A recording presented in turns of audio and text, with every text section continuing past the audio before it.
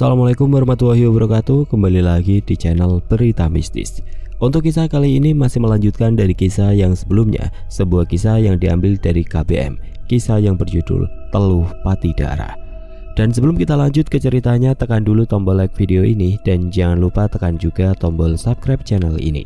Nyalakan juga lonceng notifikasinya agar tidak ketinggalan cerita-cerita lainnya dari channel ini. Dan buat teman-teman yang pengen membaca langsung ceritanya, nanti silahkan saja kunjungi linknya yang nanti akan saya sertakan di kolom deskripsi. Dan seperti apa untuk kelanjutan dari kisah ini, langsung saja kita masuk ke ceritanya.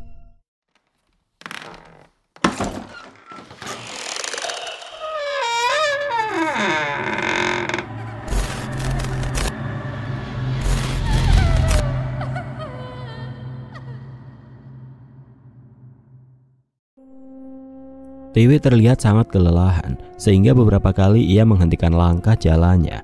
Neki nanti mempersilahkan Tiwi untuk beristirahat sejenak sambil membasuh wajahnya dengan air sungai yang mengalir deras.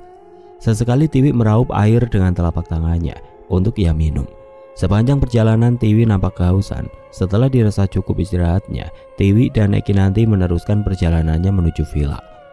Tepat jam 12 malam sampailah Tiwi di depan villanya. Neki nanti memperingatkan Tiwi supaya ia tidak memberitahukan kejadian yang ia alami terhadap Pak Haji ataupun Bu Gisel. Neki nanti sendiri yang akan turun tangan jika suatu hari nanti Ayuni mengganggu keluarga Pak Haji kembali. Tiwi mengangguk tanda setuju. Ketika Tiwi hendak memberikan ucapan terima kasih, ternyata Neki nanti sudah tidak ada berada di sampingnya. Cepat sekali perginya nenek itu. Terima kasih ya, Nek. Tiwi mengetuk pintu dan dibuka oleh Bu Gisel. Bu Gisel seketika terkejut dan terharu. Dipeluknya Tiwi dengan berlinang air mata karena bahagia putri bungsunya telah kembali. Tiwi menceritakan apa yang ia alami ketika tersesat di hutan. Namun ia tidak mengatakan hal yang sebenarnya terjadi kepada kedua orang tuanya. Ayuni merasa sangat geram saat ia tahu jelmaannya tengah berhadapan dengan ibunya. Ayuni merasa sangat kesal dan merenggut rambutnya dan menggebrakan mejanya. Aku kira dia sudah mati, ternyata belum. Runtuk Ayuni dengan penuh kebencian. Ia harus mencari cara bagaimana caranya memusnahkan ibunya lebih dulu agar tidak bisa menghalangi jalannya untuk mencelakai keluarga Pak Haji. Keesokan harinya Tasya dan Tiwi berangkat ke sekolah dengan menggunakan sepeda motornya. Tasya membonceng Tiwi. Mereka berpisah di sekolah dan masuk ke kelas masing-masing. Tiwi disambut oleh kedua teman barunya, Diva dan Rena. Pagi, Wi, seru Diva dan Rena serempak. Pagi juga, Pak, Nak. Gimana hari lo? Tanya Diva. Ya beginilah, sedikit berantakan, timbal Tiwi sambil menggedikan bahu. Gua kira setelah pindah ke villa akan merasa nyaman karena jauh dari hiruk pikuk perkotaan. Taunya salah. Loh, kenapa? Cerita sama kita kalau ada masalah, siapa tahu kita bisa bantu, ya kan, Nak? Rena menganggukkan kepala dengan bersungguh-sungguh. Tiwi mengajak kedua temannya untuk mengobrol di taman sekolah dan menceritakan semua kejadian yang ia dan keluarganya alami setelah mereka pindah ke villa. Diva sangat memahami situasi dan kondisi yang sedang Tiwi alami saat ini, persis dengan pengalaman yang dialami oleh sepupunya. Diva menceritakan kejadian 1 tahun yang lalu di mana sepupunya datang dari kota dan berkunjung ke desanya ini untuk mengerjakan proyek besar-besaran yang dijalaninya. Akan tetapi tidak berselang lama teror dan kejadian demi kejadian datang silih berganti menerpa sepupunya sampai ia mengalami apa yang sedang dialami oleh keluarga Tiwi. Usut demi usut setelah ditelusuri, ternyata sepupunya Diva ini mengalami teluh di mana ia dikerjain oleh seseorang yang kurang suka terhadap keberhasilannya. Jangan-jangan kalian juga sedang terkena sihir alias teluh dan sejenisnya, Wi? Aku juga mikir ke situ, Div. Ya walaupun aku orang kota dan sebelumnya tidak mempercayai adanya hal mistis, tapi setelah apa yang keluargaku alami sekarang, aku jadi percaya adanya teluh. Jelas Tiwi panjang lebar. Apa orang tuamu punya musuh atau saingan dalam berbisnis? Tanya Diva dengan hati-hati. Setauku tidak ada. Papa orang yang sangat baik dan bijaksana, tapi kalau orang yang memusuhi di belakang Papa aku nggak tahu. Nah, bisa jadi orang itu yang mengirimkan sesuatu untuk keluarga kalian di belakang. Timbal Rena dan Diva mengangguk, begitu juga diikuti dengan Tiwi. Seketika mereka terdiam sesaat. Bel tanda masuk sekolah berbunyi. Mereka bergerak dari tempat duduk dan menuju kelas.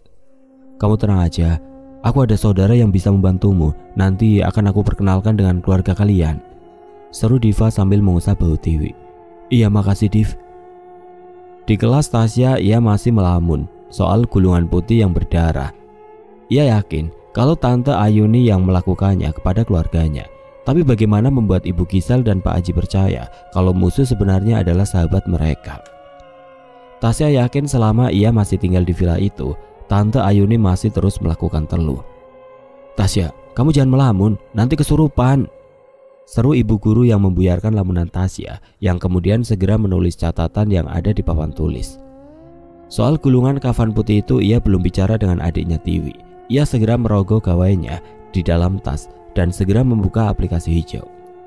Pulang sekolah kita ke hutan pinus di mana tempat kamu menghilang. Aku ingin bertemu dengan nenek Kinanti, isi pesan Tasya pada Tiwi. Ada apa? Tanya Tiwi langsung membalas.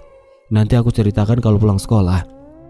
Setelah pulang sekolah, Tiwi menunjukkan arah menuju hutan pinus di mana saat ia menghilang kemarin malam. Setelah tiba, Tasya langsung bercerita pada Tiwi kalau ia menemukan gulungan kafan putih berbentuk pocong di ruang kerja ayahnya. Aku dapat kafan putih berbentuk pocong di ruang kerja papa. Sebelumnya kain itu banyak darahnya dan isinya adalah rambut dan paku. Papa terus muntah darah. Setelah aku bakar membaca doa-doa, papa pun berhenti muntah darah, jelas Tasya. Siapa yang meletakkan itu? Aku curiga kalau Tante Ayuni yang menyimpannya, jawab Tasya. Ayo, cepat kubur itu di sini, titah seseorang yang didengar oleh Tasya dan Tiwi. Mereka segera menguntit dan mencari tahu suara siapa yang mereka dengar. Tiwi dan Tasya berjalan dengan terjingkat-jingkat agar tidak ketahuan jika mereka tengah mengintip. Tasya menekan jari telunjuknya ke mulutnya supaya Tiwi tidak menimbulkan suara. Dengan perlahan mereka mendekat ke arah orang yang terdengar sedang bercakap dan melakukan sesuatu. Alangkah terkejutnya ketika mengetahui siapa yang berada di balik semak. Rupanya Tante Ayuni dan Mbak Jupri telah menggali tanah. Gerak-geriknya sangat mencurigakan dan ternyata dia sedang menguburkan sesuatu di dalamnya. Tiwi dan Tasya mengawasi dari balik semak dan menunggu kesempatan membongkarnya untuk mengetahui apa yang ada di dalam timbunan tanah itu.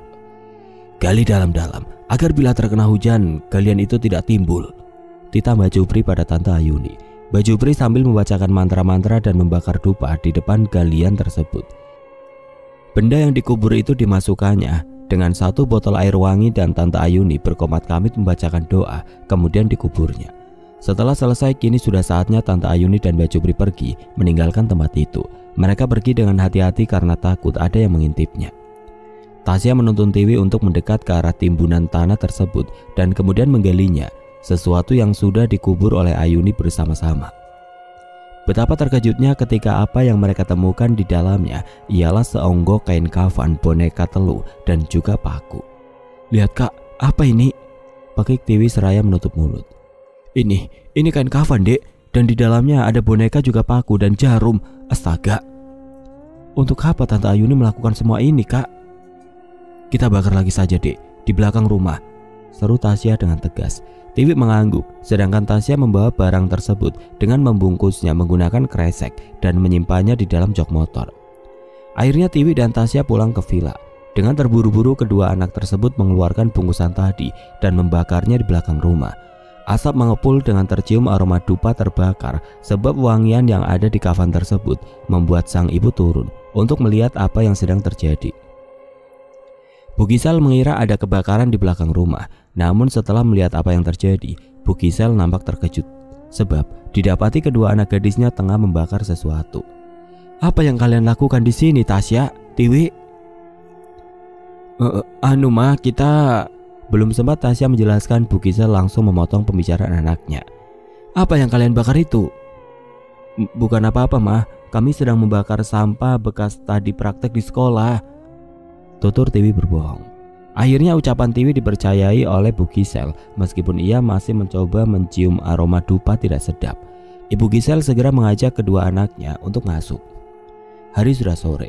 Setelah mandi, Bu Gisel berpesan terhadap kedua putrinya kalau besok pagi Bu Gisel dan Pak Haji akan segera pergi ke kota untuk mengambil berkas kerja Pak Haji yang tertinggal.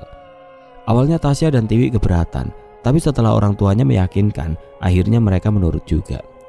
Bu Gisel menyuruh Tiwi dan Tasya tidur di tempat Tante Ayuni. Akan tetapi kedua anaknya menolak. Dengan alasan mereka berani tinggal berdua di villa. Tiwi pun akan mengajak teman-temannya untuk menyuruh mereka menginap di villanya. Akhirnya permintaan Tiwi disetujui Ibu Gisel, tapi dengan syarat tidak boleh keluar malam. Keesokan harinya tibalah Bu Gisel berangkat ke kota. Kebetulan hari ini hari Sabtu dan pelajaran sekolah tidak penuh seperti di hari lain. Jadi Tiwi bisa pulang sekolah dengan cepat dari biasanya. Diva dan Rena mengajak Tiwi untuk mampir ke rumah mereka di desa sebelah. Dan permintaan kedua temannya Tiwi menyetujuinya. Setelah memasuki pedesaan, Tiwi melewati rumah kosong yang sudah terbengkalai. Rumah siapa itu, Div? Rumah kosong. Rumah itu udah bertahun-tahun terbengkalai. Konon katanya yang punya rumah itu depresi, bunuh diri karena kehilangan bayinya yang dijadikan tumbal. Rumahnya juga angker jadinya, seru Rena. Rumah itu milik Ibu Sari. Saat ia mau melahirkan menuju rumah sakit dengan suaminya, Ibu Sari mengalami kecelakaan karena rem blong yang membuat suaminya Ibu Sari meninggal di tempat dan ia harus melahirkan di jalan. Yang lebih naas lagi, bayi Ibu Sari diculik seseorang untuk dijadikan tumbal agar bisa menguasai ilmu hitam, dengan syarat harus menumbalkan bayi yang baru lahir. Ibu Sari depresi dan akhirnya ia pulang gantung diri di rumahnya. Ia ingin mengungkap kejanggalan yang terjadi saat ia mengalami kecelakaan dan ingin membalaskan dendamnya pada siapa yang sudah menculik bayinya. Ternyata yang mengambil bayi Ibu Sari adalah Ayuni. Dewi memperhatikan rumah kosong yang terbengkalai itu. Siapa yang tega menumbalkan bayi yang baru lahir untuk dijadikan tumbal? Dan katanya sekarang Mbak Sari itu gentayangan dan jadi kuntilanak loh, saut Diva yang membuat Tiwi dan Rena bergidik ngeri. Kalian nanti malam aku tunggu di rumah lo ya, temani aku sama Kak Tasya. Alih Tiwi mengalihkan pembicaraan dan kedua temannya mengangguk. Di rumah Ayuni ia nampak gelisah karena tidak mendapatkan kabar dari Ibu Gisel kalau salah satu dari keluarganya mengalami kesurupan atau hal-hal lainnya. Ia langsung mendatangi Mbak Jupri untuk menanyakan kabar tentang keluarga Pak Haji. Kita tidak mungkin gagal sebab kamu sudah menanam semua kain kafan itu dengan benar. Tapi seharusnya mereka ngabarin aku, Mbah, kalau mereka kenapa-napa. Tapi ini mereka tenang-tenang saja. Pesan masuk ke ponsel genggaman Ayuni. Ia segera merogoh kantung celananya dan mengambil ponselnya untuk membaca pesan masuk. Yun, aku minta tolong cek anak-anak ya, soalnya aku dan Mas Aji lagi ada urusan ke kota. Aku meninggalkan Tasya dan Tiwi di rumah. Aku minta tolong kamu lihat sesekali ya. Tumbah, Gisel dan Aji malah pergi ke kota dan tidak merasa sakit apa-apa. Kalau begitu ini kesempatan bagus untuk menghabisi kedua anaknya lebih dulu. Karena mereka kita kesulitan untuk meneluh orang tua mereka. Ayuni pun setuju dan segera pergi ke villa secara diam-diam. Ayuni tahu kalau Tasya dan Tiwi sudah mencurigainya. Jadi Ayuni memilih datang diam-diam untuk mengawasi mereka dan memberi teluh pada Tasya dan Tiwi. Waktu sudah malam. Deva dan Rena akhirnya datang menemani Tiwi dan juga Tasya. Tiwi memperkenalkan temannya pada Tasya. Mereka membahas cerita horor misteri yang membuat mereka merasa ketakutan. Oh ya, terus gimana dengan kalian? Kalian aman saja setelah kemarin berperang dengan teluhan orang? Aman untuk saat ini, tapi kami sempat melihat mereka membuat teluh yang dikubur berupa gulungan kain kafan dan ditanam. Terus kalian apain? Kita bakar. Suara langkah kaki seseorang terdengar dari semak-semak. Saat ini Tiwi dan Tasya dan yang lainnya sedang menikmati angin malam di depan kolam renang villa sambil makan stik ayam. Suara apa itu? Tanya Tiwi. Sehingga semua menajamkan pendengaran dan mencari di mana suara itu berasal. Shh. Tasya meminta semuanya untuk tidak bersuara. Tiwi memberi kode pada teman-temannya untuk bersembunyi karena ia mendengar ada seseorang yang akan masuk dari pintu belakang villa. Suara pintu terbuka. Tasya dan Tiwi dan yang lainnya sudah bersembunyi di masing-masing tempat dan mengintip siapa yang datang. Ternyata Tante Ayuni dan Mbak Jupri yang menyelinap masuk ke villa mereka. Mata Tasya dan Tiwi membola kala melihat mereka mengendap-endap masuk ke villanya. Tasya dan Tiwi saling tatap karena bersembunyi di tempat yang sama. Mereka sama-sama mengangguk, seakan mengerti satu sama lain apa yang harusnya mereka lakukan.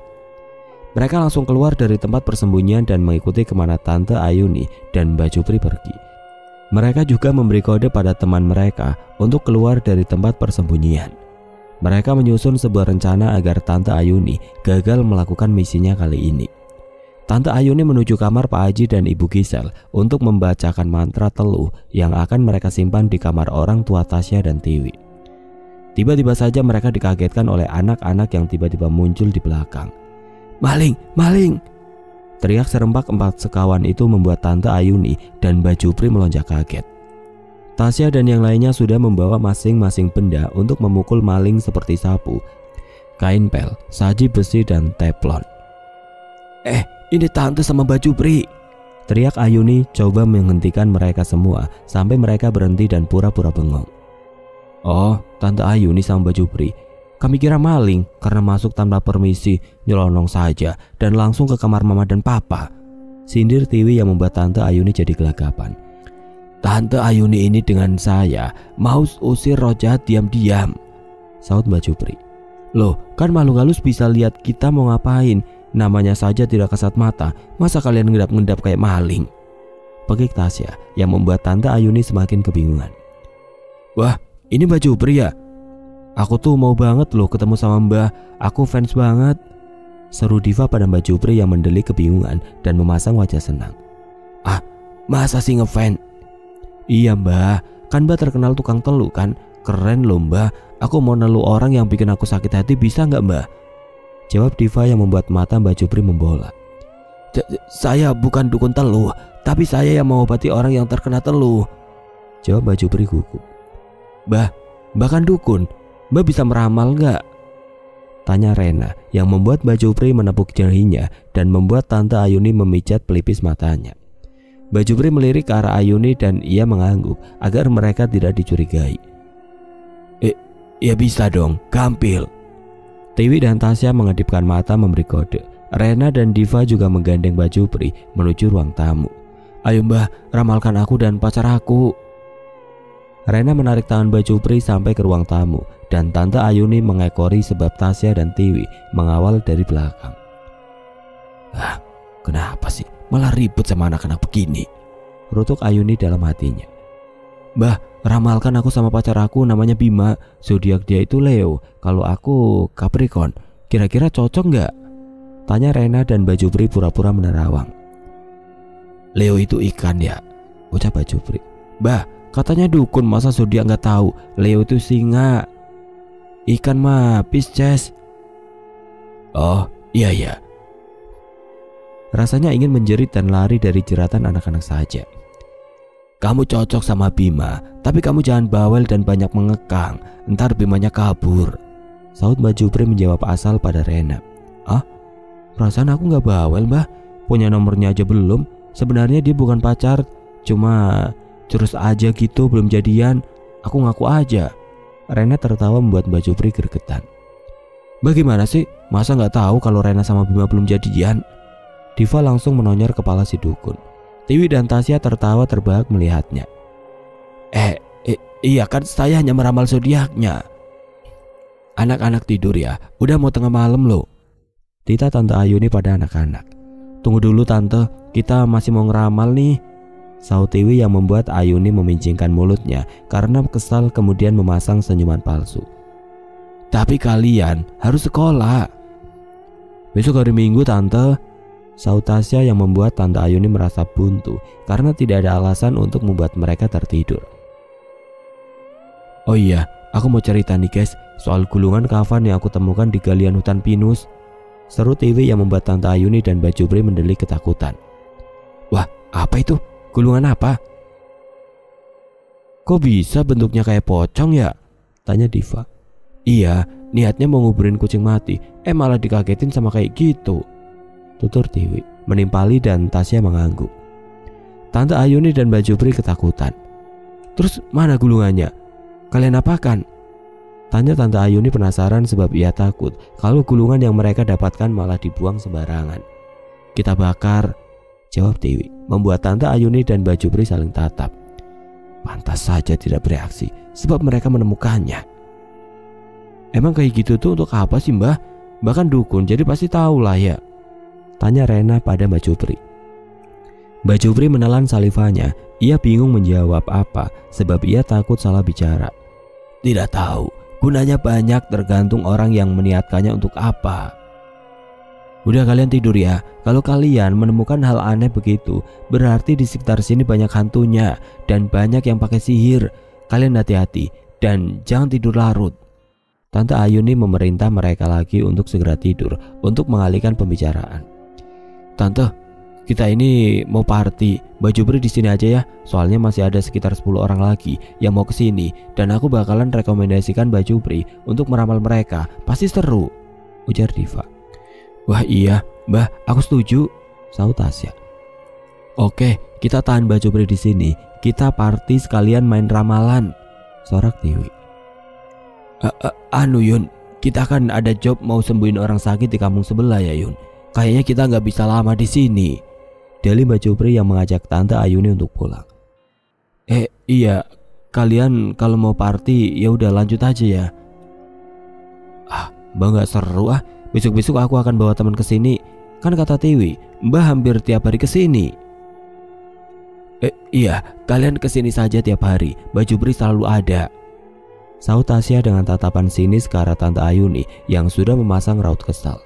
Mbak Jupri dan Tante Ayuni beringsut pergi dan mereka sangat kesal. Misi mereka gagal dan malah harus melayani permainan mereka.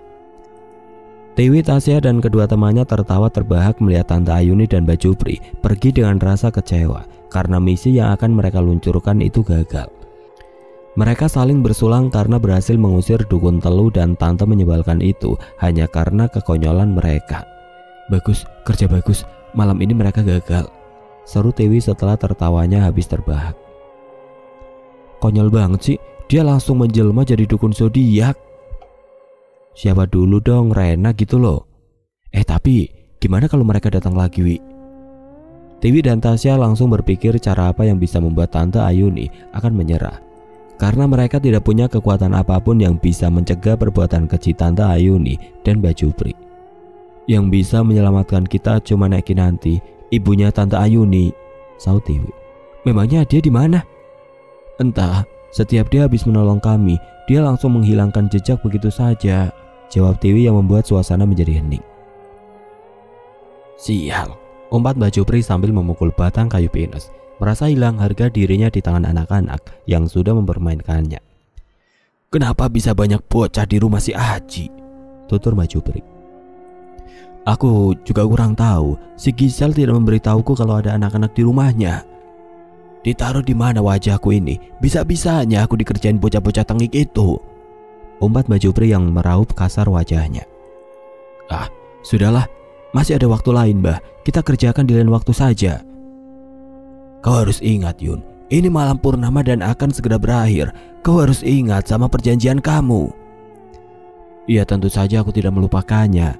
Masih ada purnama lainnya kan untuk melakukan ritual, tutur Ayuni. Ingat, malam purnama besok kau harus menyediakan tumbal lagi jika kekayaanmu ingin bertambah. Dan satu lagi, hal yang paling harus kau ingat, jika malam bulan purnama nanti kau tidak menemukan tumbal, maka iblis itu yang akan menjadikanmu tumbal berikutnya. Ayuni tampak tertegun dan memikirkan sesuatu. Benar apa kata Mbak Jupri, kalau ia harus segera mencari tumbalnya. Jika Aji Pratama tidak berhasil ditumbalkan, maka ia sendiri yang akan jadi incaran iblis yang ia sembah. Ayuni mengakhiri obrolan dengan Mbak Jupri, lalu pulang ke rumahnya dikarenakan suasana semakin larut malam. Akhirnya Ayuni melajukan kendaraannya.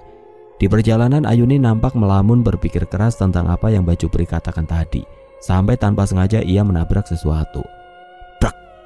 Ayuni langsung menghentikan kendaraannya dan turun dari mobil untuk memeriksa keadaan di luar. Akan tetapi tidak ada sesuatu yang ia temui. Aneh, perasaan tadi aku menabrak sesuatu deh, tapi kok nggak ada. Setelah itu ia memutuskan untuk masuk kembali ke dalam mobil dan melanjutkan perjalanan. Akan tetapi baru saja ia duduk di jok kemudi, ia dikejutkan oleh bayangan sesosok perempuan yang terlihat di kaca spion. Perempuan itu berambut panjang tengah duduk di kursi belakang. Refleks Ayuni melihat ke belakang, akan tetapi tidak ada siapapun. Saat ia melihat ke depan untuk menstarter mobilnya, tiba-tiba lehernya dicekik oleh sosok perempuan berambut panjang itu. Lepaskan aku, Ayuni tampak kesusahan dan terlihat kesulitan bernapas. Cengkeraman tangan sosok itu semakin kuat sampai akhirnya ia menggapai sesuatu dari kotak yang tersimpan di depan dan melemparkannya ke arah makhluk tersebut. Secara tiba-tiba makhluk seram itu menghilang. Dasar setan sialan, sudah mati pun masih saja menyusahkan. Ayuni langsung tancap gas dan pergi dari tempat itu. Setelah sampai rumah, ia langsung memasukkan mobilnya ke dalam garasi dan bergegas turun dan langsung berlari masuk rumah. Ia membasuh wajahnya di kamar mandi dan melihat lehernya di cermin kamar mandi. Ternyata ada bekas jari yang melingkar kemerahan. Ia mencoba untuk menyentuhnya, akan tetapi terasa perih yang ia rasakan. Kenapa aku bisa kena teror seperti ini? Sebelumnya tidak pernah, umpatnya sambil bercermin. Aku yakin pasti setan yang tadi itu jelmaan si Sari. Gegas ia keluar dari kamar mandi dan masuk kamar untuk merebahkan diri dan terlelap. Ayuni. Samar terdengar suara Paro menyebut nama Ayuni yang sedang tertidur lelap. Angin pun berembus kencang sehingga mampu membuka paksa jendela kamar Ayuni, sehingga Ayuni terpaksa bangun dari tidurnya. Ganggu tidur saja sih, runtuk Ayuni sambil mengucek matanya dan beranjak bangun dari tempat tidur untuk menutup jendela kamarnya. Dengan mata yang masih setengah terbuka, samar ia melihat ada bayangan yang tengah berdiri menatapnya dari luar jendela, sehingga ia mengucek matanya dan sep. Makhluk itu langsung menyerang dan mencekik Ayuni kembali sampai Ayuni terpental jauh dan tubuhnya terbentur dinding yang begitu keras. Bruk! Lepas! Amuk Ayuni yang berusaha sekuat tenaga untuk melepaskan tangan makhluk itu yang masih menyekik lehernya. Kau pasti yang melakukan semua itu. Suara serak itu terdengar dari makhluk yang mencekik Ayuni. Apa? Siapa kau? Tanya Ayuni dengan sulit bicara sebab lehernya tercekik. Kau harus mati menjemput suami dan anakku. Cekikan itu semakin erat sehingga Ayuni membolalkan matanya. Ayuni segera menggulung baju lengan panjangnya, menunjukkan jimat yang ia jadikan gelang sehingga makhluk itu terpelanting. Kau kira kau bisa membunuhku dengan mudah? Bunuh aku kalau bisa, dengus Ayuni sambil memegang lehernya yang kesakitan. Kau pasti akan mati. Suara samar itu terdengar menggema, kemudian makhluk itu berubah menjadi bayangan, kemudian menghilang. Ayuni memincingkan mulutnya, kemudian terbangun dari lantai dengan berjalan berjingkat ke kasur. Sudah kuduga, itu pasti Sari, pekik Ayuni yang langsung meraih obat luka di laci nakas dekat kasurnya. Setelah 2 hari berlalu, Ayuni datang ke villa saat semua anak-anak sudah pergi ke sekolah. Hari ini juga Ibu Gisel dan Pak Haji akan datang. Ayuni langsung menaruh sihir di bagian pintu masuk villa agar salah satu dari mereka terkena teluh yang akan membuat mereka langsung meninggal dunia. Kali ini aku tidak akan gagal, ujar Ayuni kemudian ia mengawasi dari jauh. 1 jam kemudian mobil Ibu Gisel dan Pak Haji masuk ke pekarangan villa dan Ayuni tersenyum dari jauh mengintai mereka. Salah satu dari kalian harus ada yang mati, pekik Ayuni yang memperhatikan mereka di dalam mobil. Pak Haji dan Ibu Gisel akhirnya turun dari mobil dan membuka bagasi mobil untuk mengambil koper mereka. Ibu Gisel dan Pak Haji saling bergandengan tangan untuk masuk ke dalam villa. Pak, tunggu dulu, oleh-oleh anak-anak ketinggalan, seru Ibu Gisel yang langsung menuju mobil kembali mengambil sesuatu yang tertinggal. Pak Haji memperhatikan Ibu Gisel dari depan pintu villa, kemudian membuka kunci pintu villa dan melangkah masuk. Baru 1 langkah, kaki Pak Haji serasa langsung dipatahkan oleh seseorang sehingga ia langsung terpelanting jatuh dan kopernya pun ikut terjatuh. Brak! Teriak Pak Haji membuat Ibu Gisel terkejut dan langsung menghampiri suaminya yang terjatuh. Pak, kamu kenapa? Teriak Ibu Gisel sambil berlari. Ayuni tersenyum dari jauh memperhatikan mereka berdua. Tepat sasaran. Senyum sinis terlingkar di mulut Ayuni. Sakit, teriak Pak Haji yang kemudian matanya membola sempurna, mengeluarkan darah dari kelopak matanya. Tangannya serasa tidak bisa bergerak dan mencekik dirinya sendiri sampai ia gelagapan sendiri. Ibu Gisel langsung panik dan mencoba menelpon Ayuni. Ayuni melihat gawainya yang ada panggilan masuk dari Ibu Gisel. Bukan diangkat, ia sengaja mengabaikan telepon Ibu Gisel untuk melihat aksi Pak Haji lebih dulu. Nanti si Haji sudah mati, aku baru mengangkat teleponnya, saut Ayuni sambil tersenyum dan menyimpan gawainya kembali tanpa mengangkat telepon dari Ibu Gisel. Ibu Gisel terus menelpon Ayuni yang tidak kunjung diangkat. Ia sampai menangis melihat suaminya yang merintih kesakitan. "Pa, kamu kenapa?" rengek Ibu Gisel sambil memeluk suaminya. Sakit, Ma," teriak Pak Haji yang merintih sambil terpontang-panting ke sana kemari karena kesakitan. Tubuhnya sudah memerah, panas, dan lama-kelamaan Pak Haji seperti mengalami luka bakar di tubuhnya sehingga berbau hangus. Pak Haji pun seperti melayang di udara. Hanya Pak Haji yang dapat melihat kalau lehernya seakan diangkat oleh sosok yang menyeramkan. Diangkat tinggi-tinggi sambil dicekiknya sehingga ia kesulitan berbicara. "Kau harus mati, Haji." Suara bisikan yang parau itu membuat Pak Haji membolakkan matanya. Sepertinya hanya dirinya yang dapat mendengar suara parau itu. Ia mendelik ke bawah, melihat Ibu Gisel yang terus menangis mengkhawatirkannya karena tubuhnya sudah melayang di udara. Pak Haji terbanting. "Pa!" teriak Ibu Gisel yang langsung memeluk sang suami. Tapi sosok makhluk halus itu langsung merasuki tubuh Pak Haji sehingga ia langsung mencekik Ibu Gisel. "Lepaskan aku!" teriak keluh di bibir Ibu Gisel. Ibu Gisel menatap nanar mata Pak Haji yang nampak memerah tajam dan langsung membanting tubuh Ibu Gisel sampai tubuhnya terbentur meja ruang tamu. "Pa, sadar, Pa, sadar!" teriak Ibu Gisel yang mencoba menghampirinya. Angin kencang yang dikeluarkan dari telapak tangan Pak Haji itu mampu membuat Ibu Gisel terpental jauh. "Pa!" teriak Ibu Gisel yang menyeka matanya dengan lengannya dan terus berjalan perlahan menerobos hembusan angin kencang untuk menghampiri suaminya yang ia lihat terus melayang di udara sampai ke balkon lantai 2 vilanya. "Pak, turun!" teriak Ibu Gisel yang langsung mengejar Pak Haji dari tangga villa di dalam. Ia terus berlari dan melihat Pak Haji sudah berdiri di pagar balkon dan siap melompat. "Tidak, Pak, sadar dan turunlah, Pak." Ayuni yang melihat kalau Pak Haji sudah berdiri di pagar balkon lantai 2 villa mereka, ia nampak tersenyum di dalam mobil. "Lompatlah, Haji, lompatlah." Tasya dan Tiwi pun datang sepulang sekolah melihat ayahnya sedang berdiri di belakang balkon. Sontak membuat Tasya dan Tiwi berlarian dan berteriak meminta ayahnya untuk turun. "Pa, aku mohon, berhenti lakukan itu, Pa!" teriak Tasya yang langsung menangis.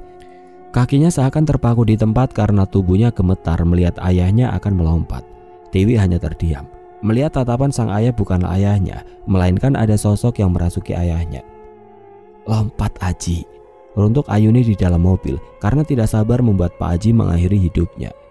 Ayuni langsung mengambil boneka santet kecil di dalam box mobilnya yang ia bacakan mantra dengan menyebut nama Pak Haji. Krak! Ayuni mematahkan kedua kaki boneka itu dan Pak Haji berteriak seakan ada yang mematahkan kakinya. Brak! Ibu Gisel mampu meraih sang suami dan terjatuh di teras balkon. Tasya dan Tiwi segera menaiki lantai 2. Ayuni yang geram melihat Pak Haji tidak kunjung menjemput ajalnya karena ada bacaan yang Tasya dan Tiwi amalkan sehingga membuat roh jahat itu menghilang dari tubuh Pak Haji. Kini Ayuni sudah sangat ingin Pak Haji mati detik ini juga. Terpaksa ia mematahkan kedua tangan boneka itu. Krak! Teriak Pak Haji yang tangannya seakan terputar ke belakang sampai tidak bisa kembali lagi. Ibu Gisel, Tasya dan Tiwi nampak kebingungan. Tiwi hanya berharap kalau Nek Kinanti akan datang membantunya. "Terakhir, Aji Pratama," pakik Bu Ayuni. Prak! Ayuni mematahkan leher boneka Pak Haji sampai mendongak ke atas. Pak Haji berteriak untuk terakhir kalinya dipelukan Ibu Gisel dengan leher menganga ke atas dengan mata yang melotot. Tasya dan Tiwi melihat kematian sang ayah yang begitu mengenaskan. "Pa, bangun, Pa!" Ibu Gisel mengguncang ganjing tubuh Pak Haji yang sudah tidak bernyawa. Tasya dan Tiwi juga ikut mengecek kondisi sang ayah yang ternyata Pak Haji sudah tidak bernyawa. "Tidak, Papa!" teriak Tasya dan Tiwi serempak memeluk ayah mereka. Kematian yang sangat tragis ini membuat Ibu Gisel dan kedua anaknya memeluk Pak Haji dengan tangisan histeris. Tubuh Pak Haji layaknya seperti habis jatuh dari atas gedung. Tangan, kaki, dan lehernya patah, seolah Pak Haji layaknya terbuat dari kayu. Terdengar suara mobil datang dan ternyata itu adalah mobil Ayuni. Ia datang dengan memasang raut wajah yang memelas dan segera berlari pura-pura mencari di mana Ibu Gisel berada. Gisel, kamu di mana?" teriak Ayuni yang langsung memasuki villa dan naik ke lantai 2. Ia melihat Ibu Gisel dan Tasya sedang menangis tergugu memeluk Pak Haji. hanya Tiwi yang menyorotinya dengan tatapan kebencian. "Sel, suami kamu kenapa? Tadi aku dapat panggilan telepon banyak banget, makanya aku langsung ke sini," ujar Ayuni yang berpura-pura tidak tahu. Tiwi langsung terbangun menghampiri selangkah lebih dekat di mana Ayuni berdiri. "Tante senang kan? Ini yang tante mau kan?" Pekik Tiwi sambil menunjuk ke arah Ayuni yang membuat mata Ayuni mendelik tajam ke arah Tiwi. Maksud kamu apa ya?" tanya Ayuni dengan tatapan polosnya. "Tidak usah pura-pura. Tante sama dukun cubri itu yang membuat papaku meninggal." "Jaga mulutmu ya." Tasya melepas pelukannya pada sang ayah dan berdiri menghampiri Tiwi. "Tante sama Mbak Cupri datang ke sini semalam, mau simpan telur di sini kan?" "Sudah cukup. Ayah kalian ini meninggal. Kenapa kalian malah saling tuduh?" Rengek Ibu Gisel yang membuat perselisihan itu menjadi diam. Ayuni menatap tajam mata kedua anak Ibu Gisel yang langsung melewati mereka untuk menghampiri Ibu Gisel dan Pak Haji. Ibu Gisel langsung memeluk Ayuni dan ia langsung mengusap kepala Ibu Gisel untuk menenangkannya. "Bagus, satu sudah mati, tapi aku belum merasa puas kalau dua anak Gisel itu masih hidup," batin Ayuni. Tasya dan Tiwi masih benci melihat Ayuni yang seakan pandai bersandiwara. Tasya menarik tangan Tiwi dan membawanya ke kamarnya. "Kakak yakin kalau ini kerjaannya si Tante Ayuni?" bisik Tasya saat baru saja masuk ke kamarnya. "Aku juga, tapi kita harus gimana? Kita sudah kehilangan papa." "Kita harus buktiin sama mama kalau dalangnya semua ini adalah Tante Ayuni." "Kita harus cari nenek Kinanti," saut Tiwi dan Tasya mengangguk setuju.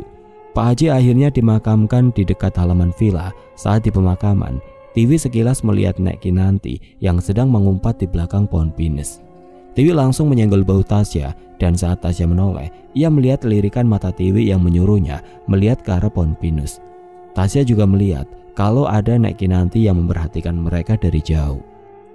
Tasya dan Tiwi saling tatap. Mereka ingin berniat menghampiri Nek Kinanti, tapi mereka takut kalau Ibu Gisel akan mencarinya dan tidak ingin meninggalkan ibunya dengan Tante Ayuni sendirian. Ibu Gisel terus menangis tergugu memeluk batu nisan suaminya yang terasa sangat dingin. Ia tidak menyangka akan ditinggal secepat itu oleh sang suami.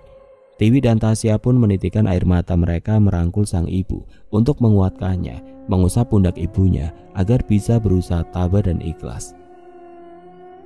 "Sabar ya Sel, semua ini sudah takdir Tuhan," ujar Tante Ayuni yang berdiri di hadapan mereka sambil menggunakan payung dan kacamata hitam.